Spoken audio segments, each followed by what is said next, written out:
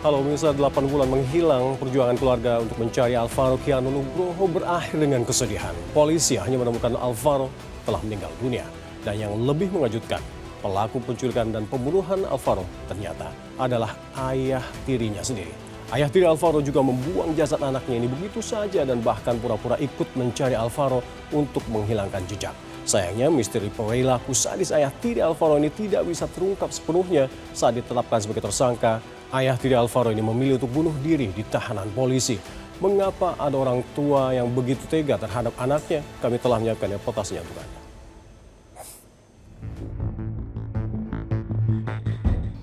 Dalam proses pemeriksaan oleh penyidik, terlapor memiliki dorongan emosional dan niat untuk melakukan balas dendam.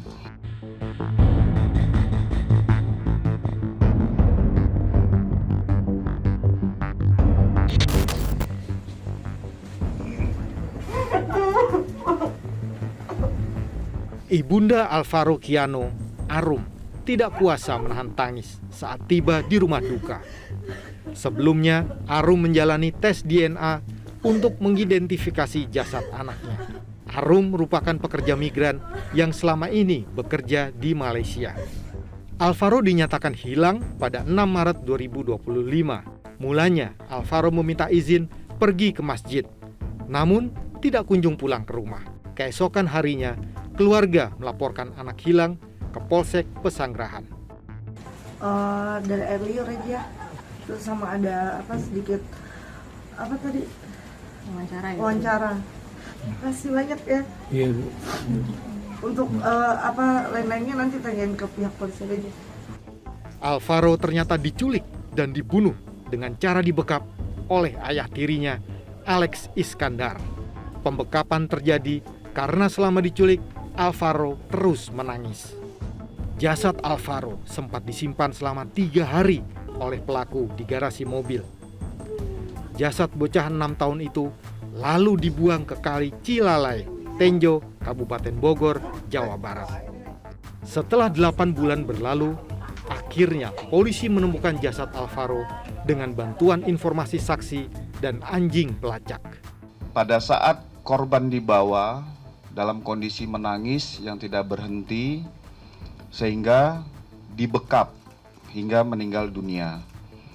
Setelah korban meninggal, pelaku membungkus jenazah dengan tas plastik berwarna hitam dan membuang di wilayah Tenjo, tepatnya di Jembatan Cilalai pada tanggal 9 Maret 2025 pada malam hari.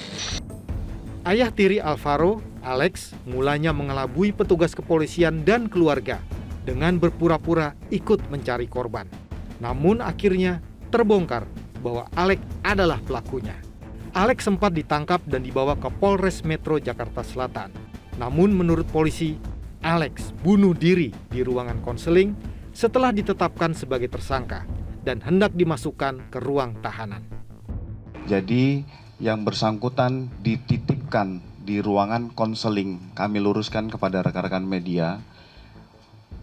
Tersangka mengakhiri hidupnya dengan cara gantung diri di ruangan konseling. Kenapa di ruangan konseling?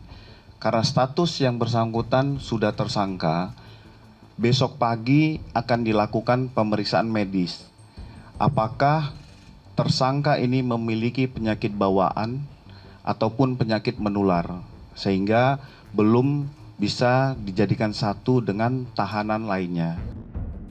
Kasus ini mendapat titik terang setelah Muhammad Reza melapor ke polisi. Reza mengetahui kasus ini dari cerita anak ART-nya yang merupakan teman dari keponakan pelaku. Kejadian tentang terkait korban. Apa yang terjadi dengan korban. Jadi sebenarnya kita sudah tahu dari bulan September, cuma keberanian saya untuk melaporkan masih takut melapor karena saya nggak ngerti detailnya. Akhirnya kemarin seminggu yang lalu saya beranikan untuk melapor. Berarti saksi melaporkan tentang adanya pembuangan korban ya Pak ya? Pembunuhan. Walau jasad Alvaro telah ditemukan, pemakaman tidak dapat langsung dilakukan. Pemakaman Alvaro harus menunggu hasil tes DNA dari Rumah Sakit Polri.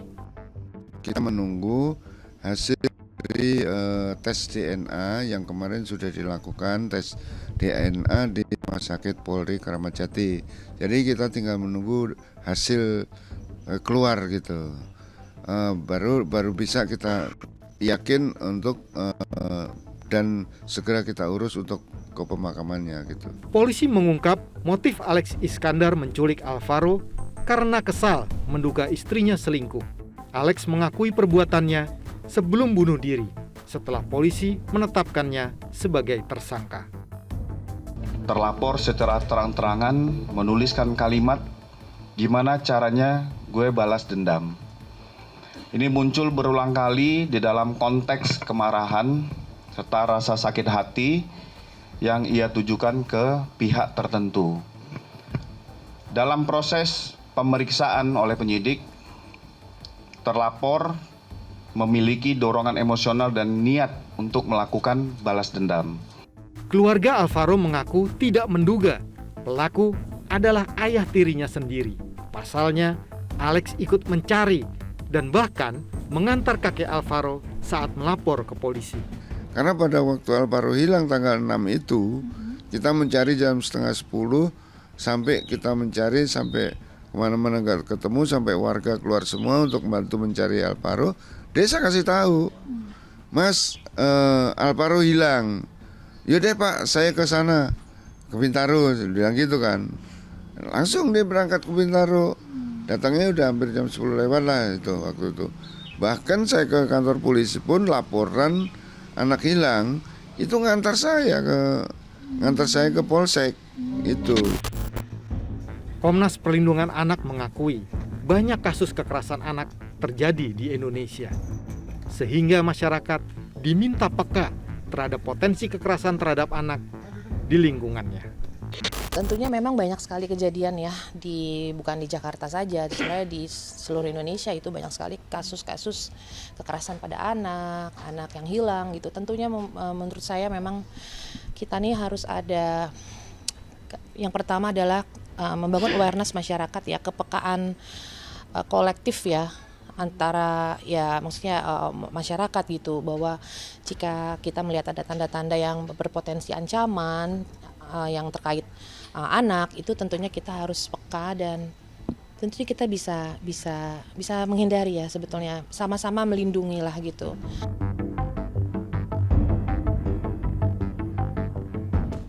Pemirsa, di balik kasus meninggalnya Alvaro ini, kita akan coba mengulas fenomena terkait dengan adanya orang tua yang tega membunuh anak atau sering dikenal dengan filisida. Apa saja sebenarnya yang menjadi pemicu filisida ini, pemirsa? Kita akan bahas beberapa di antaranya adalah pertama adalah masalah terkait dengan masalah ekonomi, di mana satu keluarga mengalami kesulitan keuangan yang lumayan parah hingga ini menyebabkan stres yang ekstrim. Ini adalah masalah ekonomi di mana akhirnya orang tua nekat melakukan tindakan yang terkadang motifnya ingin untuk menyelamatkan anaknya sendiri ini.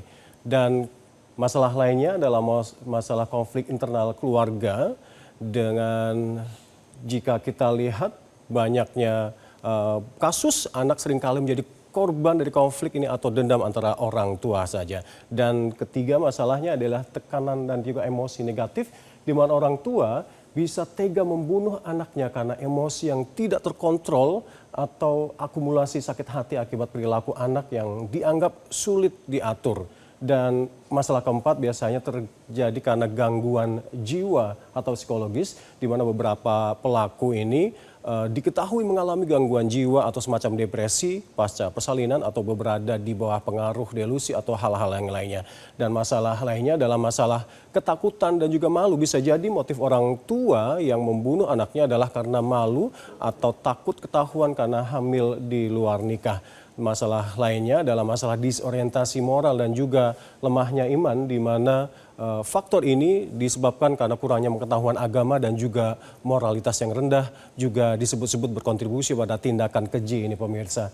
Dan selanjutnya akan kita coba ulas beberapa jumlah kasus filisida yang ada di tanah air ini, pemirsa. Di sepanjang tahun 2024 lalu saja, kita data dari Komisi Perlindungan Anak Indonesia KPAI mencatat ada sekitar 60 kasus pemirsa. Sekali lagi ada 60 kasus anak yang dibunuh oleh orang tua mereka, dan dari fenomena inilah akhirnya KPAI menyebut Indonesia sebagai darurat felisida. Dan pemirsa, jika kita lihat dari 60 kasus yang terjadi di tahun 2024 lalu, artinya rata-rata ada 5 hingga 6 kasus felisida setiap bulannya.